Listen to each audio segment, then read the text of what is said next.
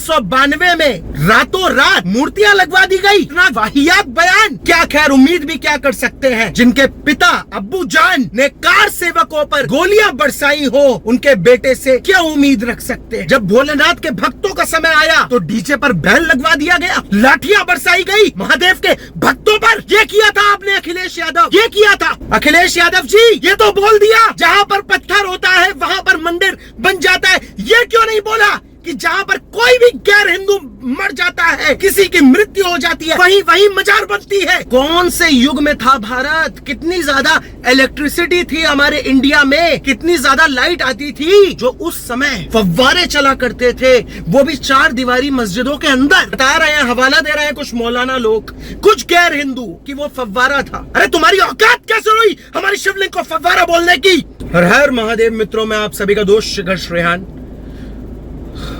अखिलेश यादव का भी एक बयान आया है और उस बयान में अखिलेश यादव ने क्या बोला है, क्या कहा है। रातों रात भारतीय जनता पार्टी ने जब अयोध्या का फैसला आया था तो रातों रात बीजेपी ने श्री राम मंदिर में मूर्तियां लगा दी। सबसे पहली चीज, आपने हमारी आस्था पे उंगली उठाई है, हाँ, हमारी धार्मिक वैल्यू पे उंगली उठाई है।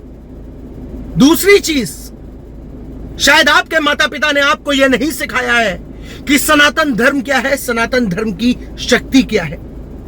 अयोध्या चले तो गए, मीटिंग तो कर ली, बजाय ये बोलने के रामलला का आशीर्वाद मिला, बजाय ये बोलने के अयोध्या में जो भव्य राम मंदिर बन रहा है उससे खुशी हुई, ये बोलने के बजाय आपने उनके अस्तित्व पे उंगली उठा दी।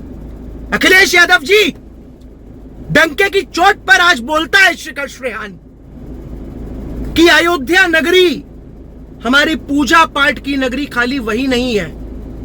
अयोध्या खाली पूजा पाठ की नगरी नहीं है। जब हम वहां पे जाते हैं तो हमको रामलला के सबूत मिलते हैं। जब हम वहां पे जाते हैं तो हमारे दिल को, हमारे मन को सुकून मिलता है। जब हम वहां पे जाते हैं तो हनुमानगढ़ी जैसे मंदिर में साक्षात बजरंगबली के दर्शन हमको होते हैं। जब हम अयोध्या जाते हैं तो मां सरयू से आशीर्वाद लेकर आते हैं। जब हम अयोध्या जाते हैं तो उस भरत कुंड में भी जाते हैं जहां पे भगवान भरत ने सालों साल अपना जीवन व्यतीत किया, सिर्फ और सिर्फ राज गद्दी छोड़ने हेतु, कि मेरा भाई गद्दी पे नहीं बैठेगा तो मैं भी नहीं बैठूंगा। श्री राम हमारे लिए सिर्फ भगवान नहीं है, वो हमारे आदर्श हैं, वो हमारे हीरो हैं, वो हमारे सुपर हीरो हैं, जिनके नक्शे कदम पर हम चल रहे हैं।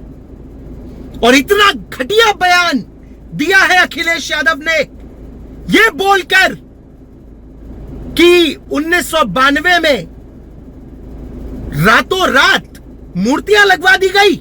इतना वाहियात बयान, क्या खैर उम्मीद भी क्या कर सकते हैं। जिनके पिता अब्बू जान ने कार सेवकों पर गोलियां बरसाई हो, उनके बेटे से क्या उम्मीद रख सकते हैं। 2012 में सरकार बनी अखिलेश यादव की उत्तर प्रदेश में। मजे की बात देखिए, चाचा, भतीजे, बुआ, फूफा, मौसी, मामा, सबके सब किसी ना किसी पद पर आ गए। ठीक है, सबके सब आ गए, A to Z कोई मतलब बचा ही नहीं। रिश्तेदारी में, नातेदारी में, ननिहाल साइड से, ददिहाल साइड से कोई नहीं बचा जो किसी पद पे नहीं था, सबके सब आ गए।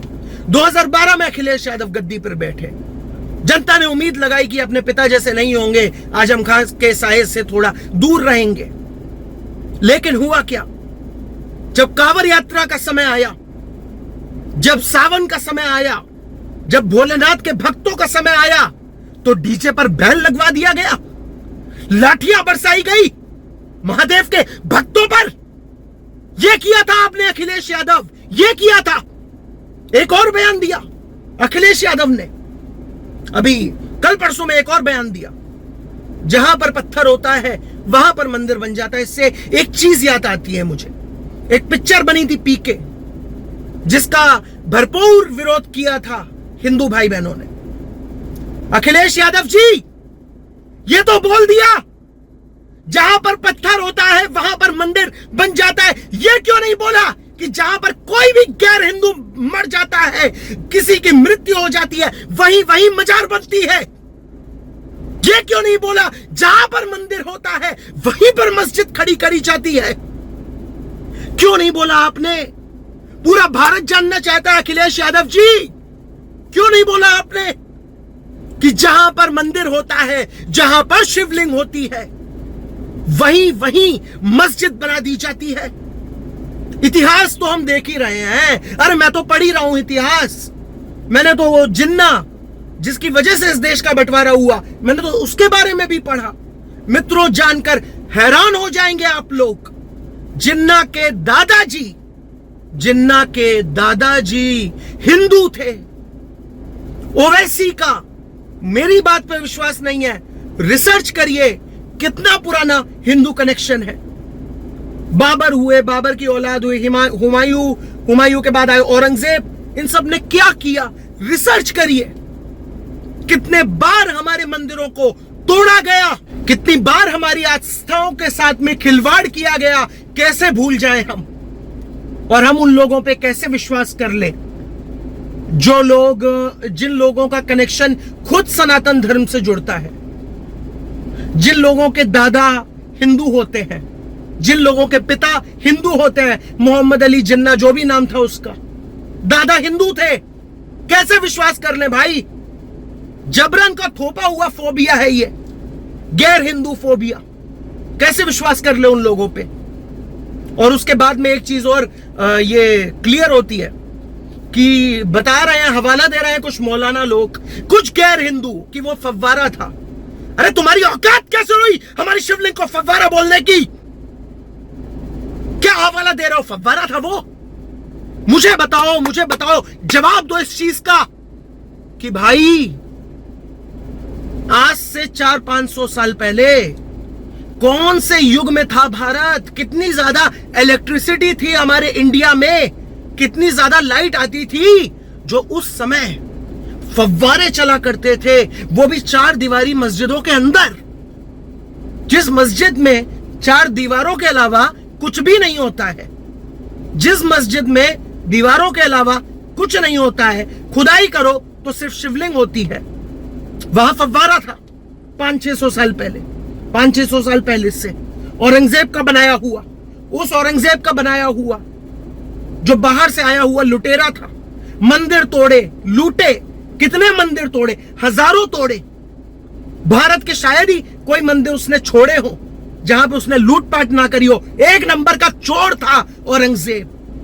चोर चोर चोर जो होते हैं जेब कतरे, उससे भी बदतर था ये औरंगजेब। बाहर से आया हुआ हिंदुस्तान में लुटेरा साला जो बाहर से आया था, वो था औरंगजेब। और क्या हवाला दे रहे हैं कि 400-500 साल पहले वो फव्वारा चलता था। शर्म आती है तुम लोगों पे, शर्म आती है तुम्हारे दिए हुए हवालों पे। हम पहले भी यही कह रहे थे, अब भी यही कह रहे हैं कि शव निकले तो तुम्हारा है। बहुत सवाल उठा लिए हमारी शिवलिंग पे, बहुत कुछ बोल लिया, और अब हो रहा है बर्दाश्त के बाहर। क्योंकि अब मैं किसी से भी नहीं कहूंगा, मैं नहीं बोलूंगा कि मैं हमारे हिंदू भाई बहनों का समर्थन चाहता हूं, नहीं बोलूंगा। मैं नहीं कहूंगा, कुछ भी नहीं बोलूंगा। सीधे सीधे एक चैलेंज दे रहा हूं, मैं उतर जाऊंगा ग्राउंड पे, और ग्राउंड पे उतरने के बाद में एक एक को देख लूंगा जो भी हमारे सनातन धर्म पे उंगली उठा रहा है। योगी आदित्यनाथ जी के दिखाए हुए रास्ते पे चल रहा हूं, चलता जा रहा हूं। न्यायालय पे भरोसा है, उत्तर प्रदेश सरकार पे भरोसा है, लेकिन इसका मतलब यह नहीं कि तुम शरिया फॉलो करोगे, शरिया कानून को फॉलो करोगे। हम संविधान के उस पे चल रहे हैं तो तुमको भी संविधान के उस पे ही चलना पड़ेगा। बहुत अनाप शनाप बोल लिया। अखिलेश यादव ने कह दिया कि जहां भी पत्थर दिखेगा वहां मंदिर बन जाते हैं। तुम भी कह रहे हो कि अरे ये फव्वारा भी तो मंदिर है, उधर भी दूध चढ़ाओ, ये दुनिया भर का तुम बोल रहे हो।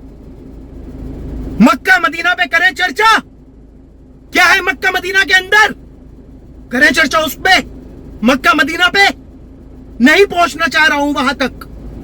और दूसरी चीज, जाते जाते बस यही कहूंगा कि मंदिर तो हम बनाकर रहेंगे, ज्ञानवापी मंदिर बनाकर रहेंगे।